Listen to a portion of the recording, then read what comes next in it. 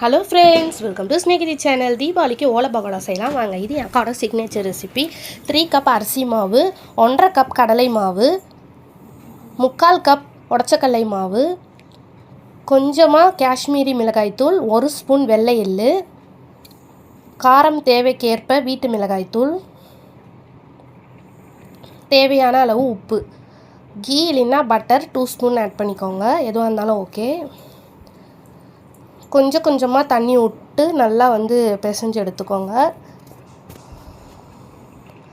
மாவு இந்த பதத்துக்கு வந்த உடனே முறுக்கு குழாயில் இதை போட்டுடலாம். நம்ம ஓலை பகோடா சேர்த்தால அந்த அச்சு தான் வச்சுருக்கோம். ஒரு பக்கம் எண்ணெயும் காய வச்சாச்சு. எண்ணெய் நல்லா சுட்டோன்னே அழகாக போட்டு எடுத்தால் 10 மினிட்ஸில் நம்ம ஓலை பகோடா ரெடி.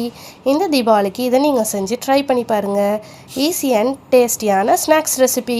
உங்களுக்கு இந்த வீடியோ பிடிச்சதுன்னா லைக் பண்ணுங்கள், ஷேர் பண்ணுங்கள். யாரெல்லாம் இன்னும் நம்ம சேனலை சப்ஸ்கிரைப் பண்ணலையோ மறக்காமல் சப்ஸ்கிரைப் பண்ணிடுங்க. Thank you for your supporting.